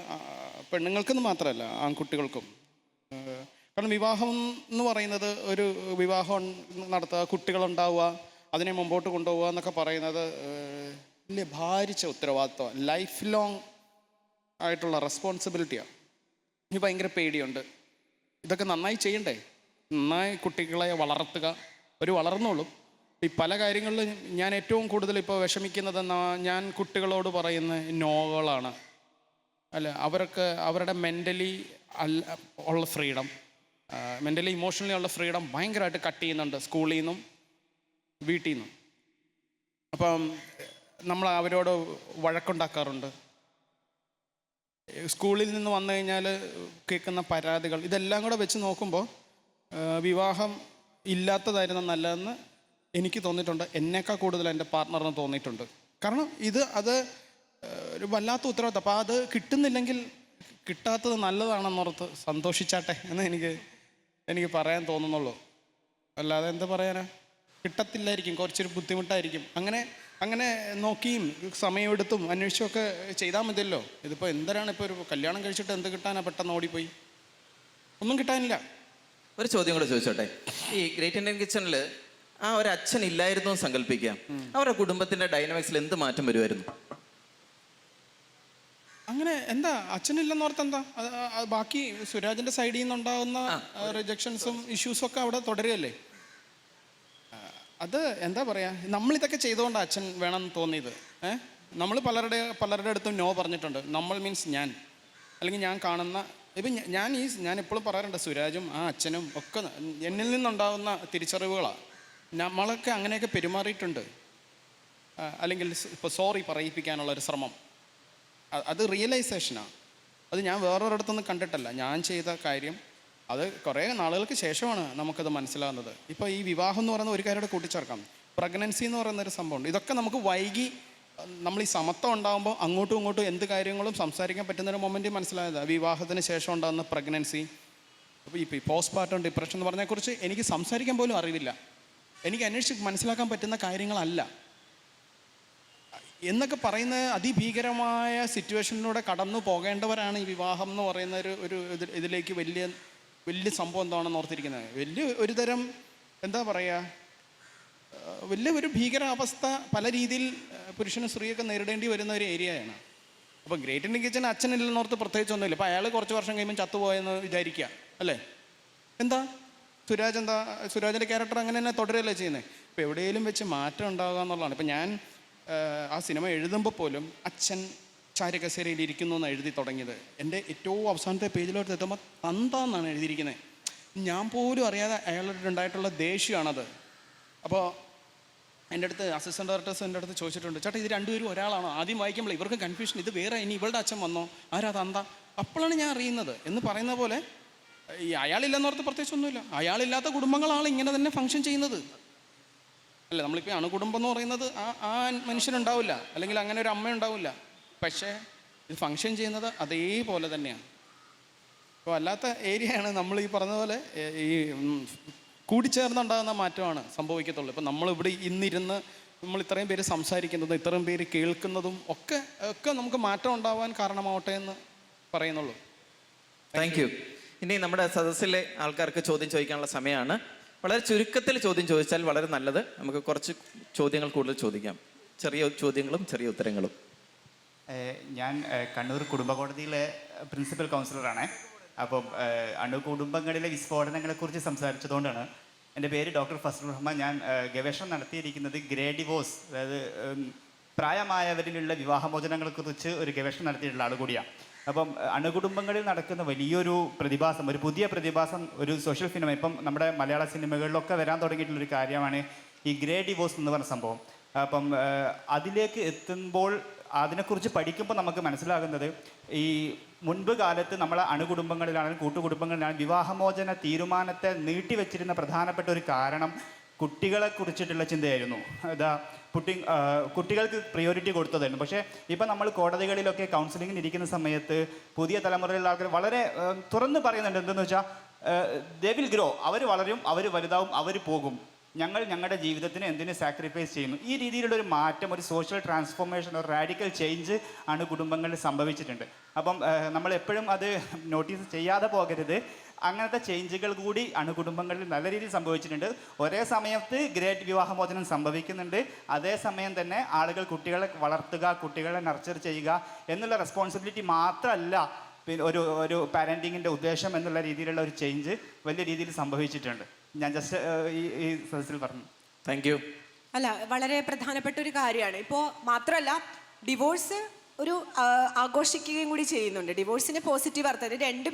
കേരളത്തിൽ രണ്ടുപേര് ഡിവോഴ്സ് ചെയ്ത് കഴിഞ്ഞാൽ പിന്നെ ആജീവനാന്ത ശത്രുക്കളായിരിക്കണം എന്നുള്ളതാണ് നമ്മൾ കണ്ടുവന്നിരുന്ന ഒരു ട്രെൻഡ്. ഇപ്പോൾ സിനിമകളിൽ പോലും കണ്ടിട്ടുണ്ടാവും നമ്മൾ അങ്ങനെ ഒരു പാറ്റേൺ. പക്ഷെ അതിനെ പൊളിച്ചുകൊണ്ട് ഡിവോഴ്സിന് ശേഷവും രണ്ടുപേരും നല്ല സുഹൃത്തുക്കളായി കഴിയാമെന്നും അതുകൊണ്ടല്ലാതെ ഇപ്പോൾ സോഷ്യൽ മീഡിയ, നേരത്തെ സന്ദേശം സൂചിപ്പിച്ച പോലെ സോഷ്യൽ മീഡിയയിൽ വരുന്ന ട്രോള് കാണാം, നാടിൻ്റെ ഒരു അധപതനം നോക്കണേ, ഡിവോഴ്സിന് ഫോട്ടോഷൂട്ട് എന്ന്.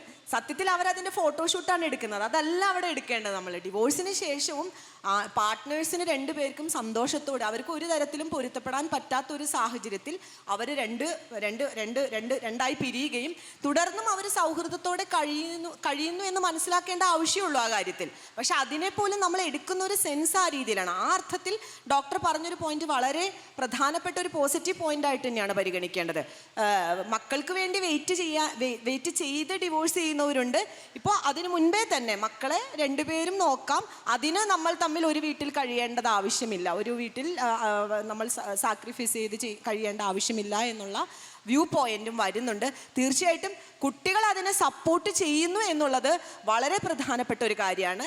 പുതിയ ജനറേഷൻ ഇത്തരം കാര്യങ്ങളെ കുറച്ചുകൂടിയും സമത്വത്തോടു കൂടിയും ജനാധിപത്യത്തോടു കൂടിയും മനസ്സിലാക്കുന്നു എന്നുള്ള ഒരു അപ്ഡേഷൻ കൂടി, അവരുടെ ഭാഗത്തു നിന്നുള്ള ഒരു അപ്ഡേഷൻ കൂടി നമ്മളിവിടെ ചിന്തിക്കേണ്ടത്. കാരണം നേരത്തെ ഡിവോഴ്സ് കഴിയുന്ന പാരൻസിൻ്റെ കുട്ടികളുടെ ട്രോമ കേരളത്തിൽ ഒരു വലിയ ഗവേഷണ വിഷയം തന്നെയായിരുന്നു, കുട്ടികൾ അനുഭവിക്കുന്ന ട്രോമയെക്കുറിച്ച്.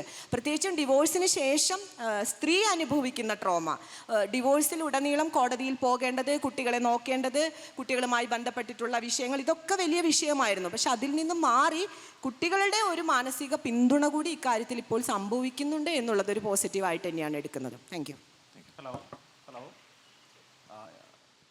ഈ അമ്മമാരെ കുറിച്ചിട്ടുള്ളൊരു ചോദ്യമാണ്. അതായത് മകൾ, ഭാര്യ, അമ്മ, ഈ അമ്മ എന്ന് പറയുന്നൊരു സ്റ്റേജിൽ എത്തുമ്പോൾ ഒരു 45 വയസ്സിൽ സ്വന്തം മകളെ കല്യാണം കഴിച്ചു കൊടുക്കുന്നു. അവിടെ ചെന്ന് കഴിഞ്ഞാൽ ആ മകളുടെ ലൈഫ് വളരെ സന്തോഷമായിട്ട് പോകണം. ആ മകളോട് ഭർത്താവ് വളരെ സ്നേഹത്തോടെ പെരുമാറണം. ആ കാഴ്ചപ്പാട് ഈ അമ്മയ്ക്കുണ്ട്. അതുപോലെ തന്നെ ഈ അമ്മയുടെ മകൻ വിവാഹം കഴിച്ച് പോവാണ്. ഒരു കുറച്ചുകൂടി കഴിഞ്ഞിട്ട് മകൻ വിവാഹം കഴിച്ചൊരു കുട്ടീനെ കൊണ്ടുവരുന്നു. അവിടെ വരുമ്പോൾ ഈ അമ്മ നേരെ ഒരു ട്വിസ്റ്റായിട്ട് വേറൊരു ട്വിസ്റ്റിലേക്ക് വരുന്നു. അമ്മയ്ക്ക് ഈ മകൻ്റെ ഭാര്യ, മകന് ഭാര്യയോട് സ്നേഹം പാടില്ല. അങ്ങനെ ഒരു ട്വിസ്റ്റ് എന്തുകൊണ്ടാണ് ഈ അമ്മയ്ക്ക് ഈ 5 വർഷത്തിൻ്റെ ഒരു ഗ്യാപ്പിൽ, ഞാൻ 45 വയസ്സിലൊരു മകളുടെ വിവാഹം കഴിയണു, ഒരു 5 വർഷം കൂടി കഴിഞ്ഞിട്ട് മകൻ്റെ വിവാഹം കഴിയണു. മകൻ്റെ വിവാഹം കഴിയുമ്പോൾ മകൻ്റെ ഭാര്യയ്ക്ക് സന്തോഷം കിട്ടാൻ പാടില്ല, ഒരു ഹാപ്പിനെസ് കിട്ടാൻ പാടില്ല. അങ്ങനെ ഒരു ചേഞ്ച് സ്ത്രീകളുടെ ഇടയിൽ എന്തുകൊണ്ടാണ് വരുന്നത്? എന്തുകൊണ്ടാണ് അങ്ങനെ ചിന്തിക്കുന്നത്? ഒന്നാമത് കേരളത്തിലെ സീരിയലുകൾ ഈ വിഷയത്തിൽ നിന്ന് ഇതുവരെ മാറിയിട്ടില്ല എന്നുള്ളതാണ്. കാരണം കൃത്യമായിട്ട് അമ്മ മകൻ്റെ ഭാര്യയുടെ ശത്രുവാണ് എന്നുള്ള വിഷയത്തിൽ ഇപ്പോഴും ഒരിക്കലും അപ്ഡേറ്റ് ചെയ്യാൻ തയ്യാറാവാത്ത ഒരു സീരിയലുണ്ട്. ആ സീരിയലിന് പ്രേക്ഷകരും ഉണ്ട് എന്നുള്ളത് മറ്റൊരു കാര്യം. പക്ഷേ എനിക്ക് തോന്നുന്നു ഇത് നമ്മൾ ആദ്യം പറഞ്ഞ പോയിന്റുകളോട് തന്നെ ചേർത്ത് പറയാവുന്നതാണ്. വ്യവസ്ഥയുടെ ഭാഗമായി മകൾ മരുമകൾ, മകൻ മരുമകൻ, അതുകൊണ്ടുള്ള വാക്ക് അമ്മായിയമ്മ എന്നുള്ള വാക്ക് തന്നെ വളരെ സ്ത്രീ വിരുദ്ധമാണ് കേരളത്തിൽ. അമ്മായിയമ്മ എന്ന് പറഞ്ഞാൽ നമ്മുടെ മനസ്സിൽ ഉണ്ടാവേണ്ടുന്നൊരു കൺസെപ്റ്റ് തന്നെയുണ്ട്. അപ്പോൾ ആ അർത്ഥത്തിൽ മകൻ്റെ ഭാര്യയോട് ഇങ്ങനെ പെരുമാറണമെന്നും സ്വന്തം മകളോട് ഇങ്ങനെ പെരുമാറണമെന്നുള്ള വ്യവസ്ഥയുടെ ഭാഗം, വ്യവസ്ഥയിൽ എങ്ങനെയാണോ അവർ ശീലിച്ചത്. ഇപ്പോൾ ഉദാഹരണത്തിന് സ്ത്രീ മാത്രം അല്ലെങ്കിൽ പുരുഷൻ മാത്രമല്ല പാട്രിയാർക്കിയുടെ ഇരയായിട്ടോ അല്ലെങ്കിൽ പാട്രിയാർക്കിയുടെ വേട്ടക്കാരനുമായിട്ട് ജീവിക്കുന്നത്. സ്ത്രീ പുരുഷനേക്കാൾ വലിയ പാട്രിയാർക്കൽ മൂല്യത്തോടു കൂടി ജീവിക്കുന്ന സ്ത്രീകളുണ്ട്. അത് ആണ് വിപരീതം പെണ്ണ് എന്ന് പറയുന്ന ഒരു ദ്വന്ദ്വത്തിൽ എടുക്കരുത് നമ്മൾ. അധികാരസ്ഥാനത്ത് പെണ്ണാണ് ഇരിക്കുന്നതെങ്കിൽ അവർ പാട്രിയാർക്കിയുടെ മൂല്യമാണ് ഫോളോ ചെയ്യുന്നതെങ്കിൽ അതങ്ങനെ തന്നെയാണ് വരിക. അപ്പോൾ മരുമകൾ എന്ന് പറയുന്ന ഒരു പോസ്റ്റിനെ ആ രീതിയിലാണ് പാട്രിയാർക്കി ഇത്രയും കാലം ട്രീറ്റ് ചെയ്ത് വന്നിട്ടുള്ളത്. പാട്രിയാർക്കിയോടാണ് നമ്മൾ സമരം ചെയ്യുന്നത്. അപ്പം അമ്മായിയമ്മയോ അമ്മായച്ഛനോ അല്ലെങ്കിൽ ഈ പറഞ്ഞ ആരായാലും ഇൻലോസ് എന്ന് പറയുമ്പോൾ പാട്രിയാർക്കിയുടെ ഭാഗമായിട്ടാണ് ആ രീതിയിൽ പെരുമാറുന്നത്. അത് ഒരമ്മയുടെ മാത്രം ഒരു ചേഞ്ച് ആയിട്ട് മനസ്സിലാക്കില്ല എന്ന് ഞാൻ വിചാരിക്കും. പൊതുവായിട്ടുള്ള ചോദ്യം ചോദിച്ചത്, അതായത് ഇതൊരു കൃത്യമായിട്ടൊരു രാഷ്ട്രീയമല്ലേ ശരിക്കും? അമ്മമാർക്ക് ശരിക്കും ഒരു കൃത്യമായിട്ടുള്ള രാഷ്ട്രീയം ഉണ്ടെന്ന് അതാണ് വ്യവസ്ഥയുടെ രാഷ്ട്രീയം. ആ വ്യവസ്ഥ പാട്രിയാർക്കിയുടെ രാഷ്ട്രീയമാണ്. അതില് ഇത്ര കാലമായിട്ട് ഒരു വലിയ മാറ്റം സംഭവിച്ചിട്ടില്ല, വളരെ അപൂർവം മാത്രം. ഇപ്പോൾ ജിയോ ബേബി പറഞ്ഞതിൻ്റെ ഒരു ഫസ്റ്റ് പോയിന്റ് ശരിക്കും ആ ഒരു ജനാധിപത്യ സമത്വം എന്ന് പറഞ്ഞില്ലേ, ആ പോയിന്റ് ശരിക്കും വളരെ കൃത്യമുണ്ട്. ആ പോയിന്റ് ഒരിക്കലും എപ്പോഴും ആരും ഡിസ്കസ് ചെയ്യണില്ല, അങ്ങനെ കൃത്യമായിട്ട് ഡിസ്കസ് ചെയ്യണില്ല കുടുംബത്തിൻ്റെ ഇടയിൽ. നമ്മുടെ വീട്ടിൽ നമ്മൾ തുടങ്ങണം. നമ്മുടെ മകളെ കല്യാണം കഴിക്കുമ്പോഴോ അല്ലെങ്കിൽ നമ്മുടെ ഒറ്റ കാര്യം, ഈ പറയുന്ന ജനാധിപത്യം നടപ്പാക്കാൻ ശ്രമിച്ചപ്പോൾ സംഭവിച്ച വലിയ പ്രശ്നങ്ങളെ കുറിച്ചിട്ട് ഞാൻ പറഞ്ഞു കേട്ടോ. ഈ ജനാധിപത്യത്തിൻ്റെ നടപ്പാക്കൽ ഏറ്റവും അതിൻ്റെ ഇരയായപ്പെട്ടവനാണ് ഞാൻ, ഒരു ക്രൂരമായി ഇരയാക്കപ്പെട്ടവനാണ് ആ ജനാധിപത്യത്തിന്. മനസ്സിലായി? കാരണം ഉച്ചട്ട് ജനാധിപത്യം തുടങ്ങാൻ പറ്റില്ല.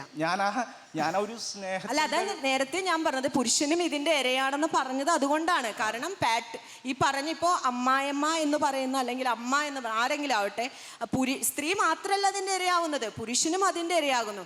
എന്തുകൊണ്ടാണ് ഇത്തരത്തിലുള്ള ഒരു സമീപനം ഉണ്ടാവുന്നെന്ന് ചോദിച്ചാൽ വ്യവസ്ഥ അങ്ങനെയാണ് ഇത്രയും കാലം ശീലിച്ചത്. ഒരു ചോദ്യമുണ്ട്. ഈ കവികൾ പാടിയ ഒരു പാട്ടുണ്ട്, അമ്മ മഴക്കാറിനും, അങ്ങനെയൊക്കെ ഒരു നല്ല എന്താ പറയാ, അമ്മയെ കുറിച്ചിട്ട് ശരിക്കും മനോഹരമായിട്ട് കവിതകൾ എഴുതുന്നില്ലേ? അത് കവിതയിൽ മാത്രമല്ലേ ഉള്ളൂ. ശരിക്കും റിയൽ ആയിട്ടുള്ള ലൈഫിൽ ഈ പറയുന്ന ചേഞ്ച് ഉണ്ടോ? നമ്മൾ എന്തിനാണ് അത്തരം സങ്കല്പങ്ങൾക്ക് പുറത്തേക്ക് പോണത്? ഈ ഒരു പോയിന്റ് ശരിക്കും ഞാൻ ചോദിക്കട്ടെ, ഒരു പാട്ട് ചോദിക്കട്ടെ, പൂമുഖവാതിൽക്കൽ സ്നേഹം വിടർത്തുന്ന പൂന്തിങ്കളാകുന്നു ഭാര്യ, വേണോ? അങ്ങനെ വേണോ ചേട്ടന്? അത് വേണോ? ആഗ്രഹമേ ഇല്ല.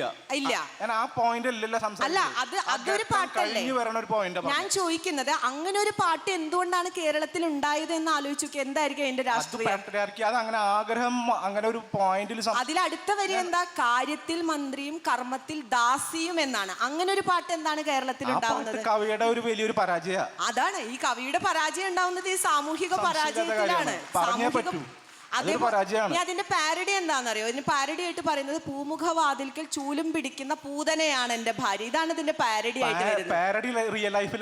അല്ല, കേരളീയ സമൂഹത്തിൽ പാട്ടുണ്ടാകുന്നതും പാട്ടിന്റെ പാരഡി ഉണ്ടാകുന്നതും അത്രത്തോളം സ്ത്രീവിരുദ്ധമായിട്ടാണ് എന്നാണ് പറയുന്നത്.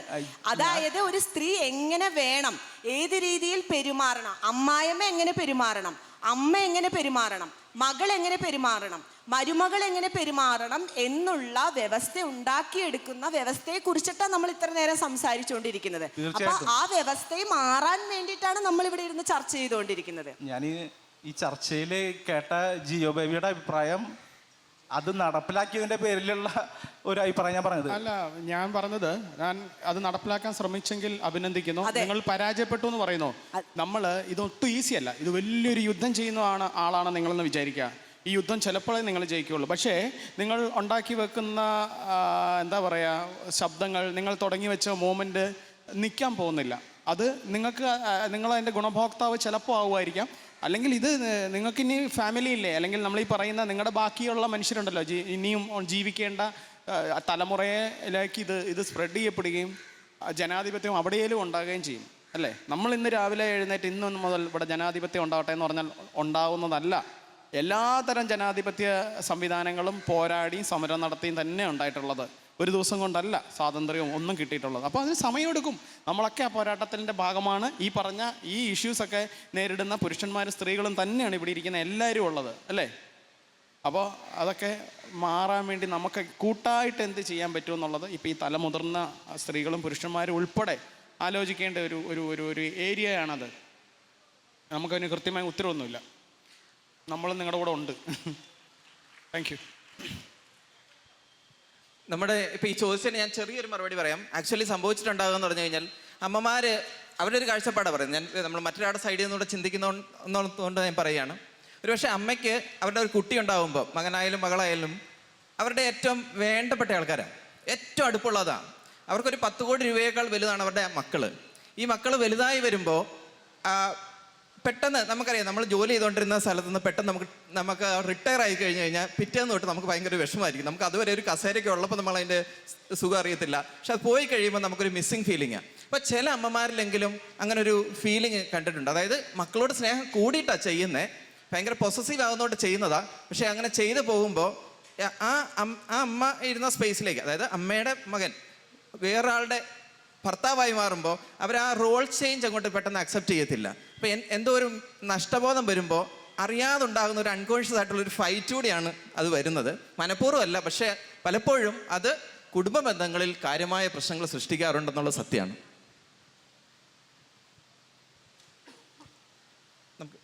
സോ നമ്മൾ ഈ ഒരു ഇതിവിടെ വെച്ച് വൈൻഡപ്പ് ചെയ്യാണ്. വളരെ നല്ല, നമുക്കറിയാം ബിഗ് ബാങ് തിയറി അല്ലേ? ആ ബിഗ് ബാങ് നടന്നപ്പോൾ ഒത്തിരി ഒരു എനർജി റിലീസ് നടന്നു എന്ന് പറഞ്ഞ പോലെ നമ്മുടെ ന്യൂക്ലിയർ ഫാമിലിയിൽ ഉണ്ടാകുന്ന പൊട്ടിത്തെറികളും ധാരാളം പെൻഡപ്പ് ഇമോഷൻ മനസ്സിലടക്കി വെച്ച ധാരാളങ്ങൾ പൊട്ടിത്തെറിക്കുന്ന ഒരു അവസ്ഥയാണ്. പക്ഷെ തീർച്ചയായിട്ടും ആ പൊട്ടിത്തെറി കഴിഞ്ഞിട്ട് ഗ്രാജുവലി ഒന്ന് സെറ്റിൽ ചെയ്യുമ്പോൾ കുറച്ചുകൂടെ ബെറ്റർ ആയിട്ടുള്ള ഒരു സൊസൈറ്റി നമുക്കുണ്ടാകുമെന്ന് നമുക്ക് തീർച്ചയായിട്ടും ചിന്തിക്കാം. അതിലേക്കുള്ള ഒരു തുടക്കമാണ്, അല്ലെങ്കിൽ അതിൻ്റെ ഒരു ഭാഗമാണ് നമ്മുടെ ഈ ചർച്ചകളും. നമ്മുടെ സമൂഹം മാറി ചിന്തിച്ചു തുടങ്ങിയിട്ടുണ്ട്, വ്യക്തി സ്വാതന്ത്ര്യത്തിന് പ്രാധാന്യം കൊടുത്തു തുടങ്ങിയിട്ടുണ്ട്. നമ്മൾ ഓരോരുത്തരും ഒന്നിച്ചു ചേർന്ന് അതിലേക്ക് മുമ്പോട്ട് പോകാമെന്ന് ചിന്തിക്കുന്നു. ഈ ഒരു ചടങ്ങ് ഇവിടെ, ഈ ഒരു ഡിസ്കഷൻ ഇവിടെ വെച്ച് തീരുകയാണ്. പങ്കെടുത്ത എല്ലാവർക്കും ഒത്തിരി ഒത്തിരി നന്ദി. Thank you.